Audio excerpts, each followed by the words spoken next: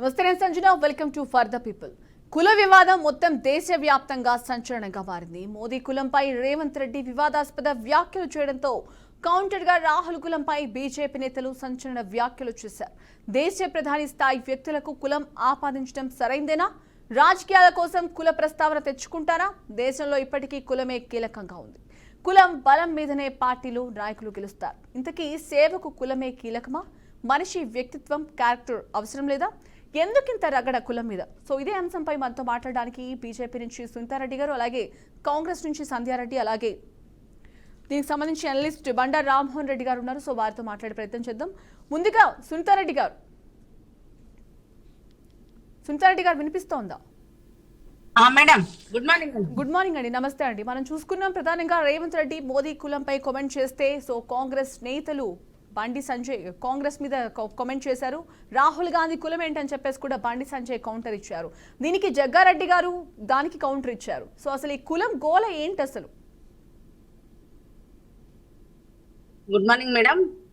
BRK news కు ప్యానెల్లో ఉన్న మిత్రులకు మీకు అందరికి గుడ్ మార్నింగ్ మేడం. ఇది కులగణన అనేది మనం చేపట్టినాం. కులగణన ఏ విధంగా చేపట్టిండ్రు, దాన్ని ఎక్కడైతే బీసీ కులగణన చేస్తామని చెప్పి అది అసలు ఎట్లా అంటే ఆర్థిక, సామాజిక, రాజకీయ అని చెప్పేసి ఒక 76 క్వశ్చన్స్ పెట్టి కులగణన చేసిండ్రు. దానికి భయంతోనో దేనికో మొత్తానికి టోటల్ గా అటెండ్ కాలేదనేది అక్కడ మనకు క్లియర్ గా అర్థమవుతుంది. ఎందుకంటే మనకు 2011 లెక్కల ప్రకారం చూసుకున్నా కూడా, మనకు ఏదైతే మనకు 2014 లెక్కల ప్రకారం చూసుకున్నా కూడా, కొన్ని ఏవైతే లెక్కల ప్రకారం చూసుకున్నా కూడా 3,70,00,000 మంది ప్రజలే ఉన్నట్టుగా చూపించారు. కాబట్టి దాని మీద రాజకీయ పార్టీల కంటే ముందు సామాజికంగా ఏదైతే బీసీ వర్గాల నుంచే మనకు వ్యతిరేకత వచ్చినది మనం చూస్తున్నాము.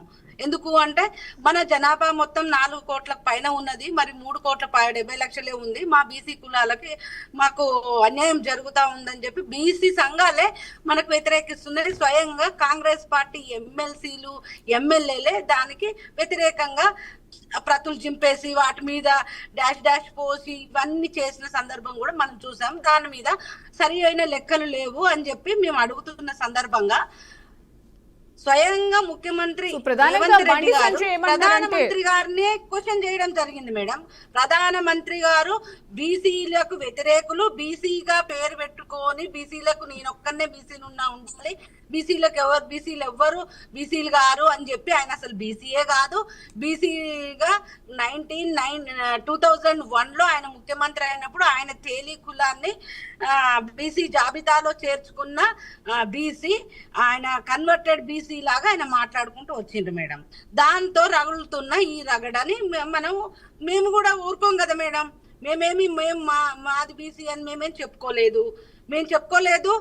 వాళ్ళే అసలు మోడీ గారు ప్రధానమంత్రి అయిన దగ్గర నుంచి ఈ విధమైన కామెంట్లు చేయడము, ఒక బీసీ ప్రధానమంత్రి కావడం ఏంది, చాయ్ వాళ్ళ ప్రధానమంత్రి కావడం ఏంది, రేపు ఓడిపోతాడు, పార్లమెంట్ ముందులో చాయ్ బండి పెట్టుకోమను, చాయ్ కొట్టు పెట్టుకొని బతుకమ్మను, ఇలాంటి కామెంట్స్ చేస్తూ వస్తున్నారు మేడం. ఈ రోజు ఒక్కరోజే కాదు, ఆయన ప్రధానమంత్రి అయిన దగ్గర నుంచి ఈ విధమైన కామెంట్లు చేస్తూ ఆయనని తగ్గించి మాట్లాడడం ప్రయత్నం చేస్తున్నారు, మేము చూస్తున్నాము. ఇప్పుడు వచ్చేసి ఆయన కులాన్నే ప్రశ్నించడం జరుగుతా ఉంది. కాబట్టి మేము కూడా దానికి రియాక్ట్ కావడం జరిగింది. ఎందుకు అంటే ఈయన ఏదైతే ప్రధానమంత్రి గారు మోదీ గారు 2001లో కాదండి, ఆయన కులాన్ని తేలి కులాన్ని 1994లో అప్పుడున్న కాంగ్రెస్ ప్రభుత్వమే వాళ్ళ కులాన్ని 27/10/1994 అప్పుడు తేలి కులాన్ని, మౌత్కంజి కులాన్ని, 2 కులాలని మనకు బీసీ జాబితాలో చేర్చారు. ఇది ఒకటి గుర్తు పెట్టుకోవాలి. మొత్తం ఒక ముఖ్యమంత్రి ఉండి కూడా తను సరైన ఇన్ఫర్మేషన్ ఇవ్వకుండా ఏదో ఆయన కులాన్ని ఆయన బీసీ జాబితాలో చేర్చుకుని ఆయనే బీసీకి ఇది అన్నట్టు మాట్లాడినప్పుడు మేము ఖచ్చితంగా సమాధానం.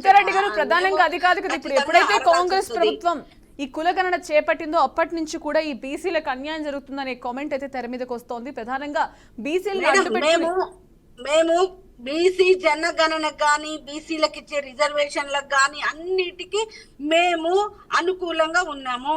మేము తెలంగాణలో మొదట మేము బీసీ ముఖ్యమంత్రిని చేస్తామని చెప్పి వాగ్దానం చేసింది మేము. ఇవాళ 39 మంది ఎమ్మెల్యే సీట్లు ఇచ్చింది మేము. ఇవాళ సెంట్రల్ గవర్నమెంట్ లో 27 మంది మినిస్టర్లను ఇచ్చింది మేము. ఇవాళ మేము బీసీలకు ప్రథమ ప్రాధాన్యత ఇస్తున్నాం మేడం.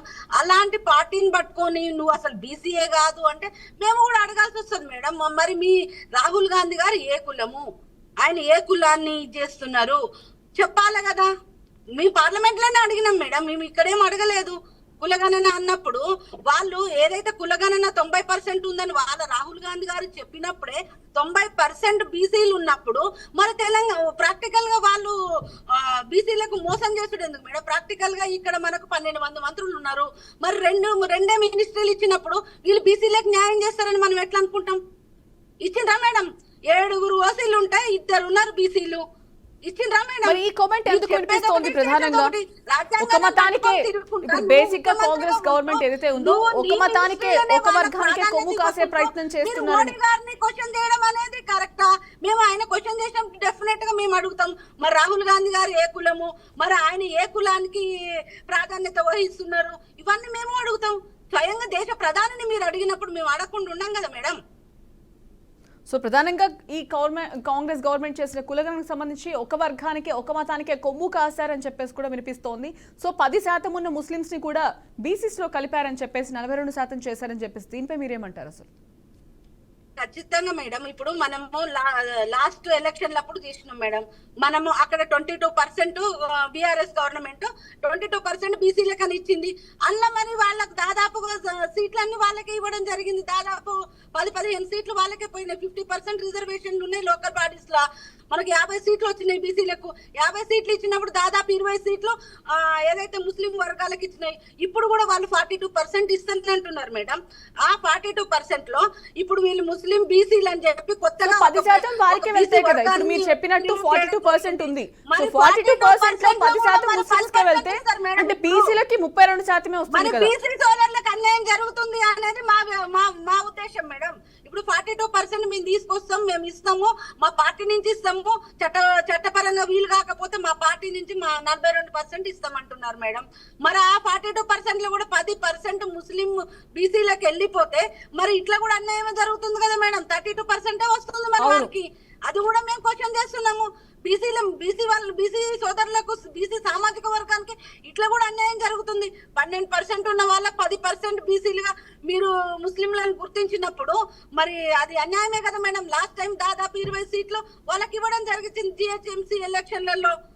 మొన్న కూడా ఎమ్మెల్యే ఎలక్షన్ లో దాదాపు 4-5 సీట్లు మీరు పాత బస్తీలో ఏదైతే గెలవని సీట్లు అన్నారో బీసీలకు అక్కడ కేటాయించడం జరిగింది, వాళ్ళకి ఇవ్వడం జరిగింది. ఏ రకంగా చూసినా మేడం కాంగ్రెస్ పార్టీ బీసీలకు అన్యాయమే చేస్తున్నది. స్వయంగా ముఖ్యమంత్రి గారు మాట్లాడేటప్పుడు తన వెన్ను తను చూసుకోవాలి కదా మేడం. తన కేబినెట్ లో ఎంతమంది మంత్రులకు ఇచ్చినారు, ఎంతమంది ఇప్పుడు కార్పొరేషన్లకు ఇచ్చినారు, ఎంతమంది మీ కమిటీలలో ఇచ్చినారు, ఎంతమందిని మీరు సెంట్రల్ మినిస్టర్లను చేసినారు మీ గవర్నమెంట్ లో. మరి 60-70 ఏళ్ల నుంచి చూస్తున్నాం మేడం మనము. మనకు 1951, 61, 71, 81, 91 అన్ని జనాభా లెక్కలలో మీరు తీసుకుంటూ వచ్చారు. 60 సంవత్సరాలు మీ గవర్నమెంటే ఉంది. మరి ఇప్పటి వరకు మీరు బీసీ జనగణన చేయలేదు.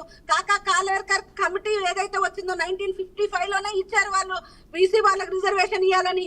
వాళ్ళందరినీ మనం బీసీ వర్గాలకు తీసుకొచ్చి మనం పదవులు ఇస్తే వాళ్ళకు ఇంకేదో అని చెప్పి అప్పుడు నెహ్రూ గారు మాట్లాడడం జరిగింది.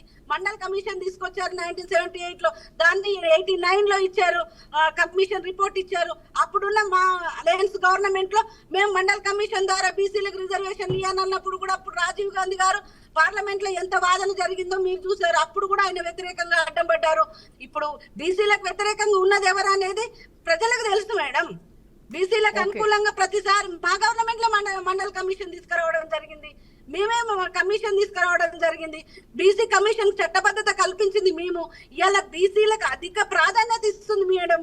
మేము ఏమనంటే మీరు వచ్చేసి బండి సంజయ్ గారిని తీసేశారు కదా అంటే ఇవన్నీ పార్టీలో జరిగే కార్యక్రమాలు మేడం.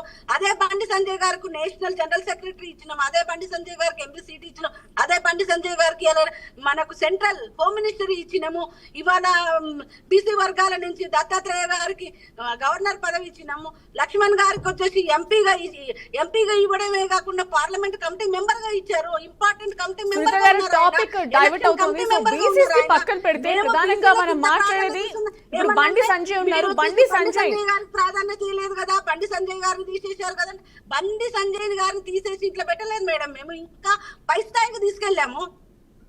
సో మనం చూసుకుంటే ప్రధానంగా ఇప్పుడు మన చర్చ ఏంటంటే రాహుల్ గాంధీ కులం ఏంటని చెప్పేసి కూడా బండి సంజయ్ కామెంట్ చేశారు. సో మోదీని రేవంత్ రెడ్డి కామెంట్ చేస్తే ఖచ్చితంగా అడుగుతాము. మా కులము మీరు హేళన చేసిన మాట్లాడినప్పుడు చాయ్ వాళ్ళ ప్రధానమంత్రి ఎందుకు కావాలి, చాయ్ పెట్టుకో, చాయ్ పండిపిస్తాము అని ఇవన్నీ హేళనగా మీరు మాట్లాడినప్పుడు, అసలు ఆయన బీసీఏ కాదని చెప్పి మాట్లాడుతున్నప్పుడు మేము ఆయన బీసీ అనేదాన్ని కొంత రుజువులు చేపిస్తున్నాము. అది గుర్తించింది కూడా కాంగ్రెస్ ప్రభుత్వమే గుర్తించింది. మరి మీరు ఎందుకు ఆయన రాహుల్ గాంధీ గారి కులాన్ని మీరు ఇది అని చెప్పలేకపోయినారు? నిన్న ఎవరు ఆయన మన జగ్గారెడ్డి గారు చెప్తున్నారు ఆయన బ్రాహ్మణ అని. మరి ఆయన బ్రాహ్మణ ఎలా అయిందో మాకు తెలియదు.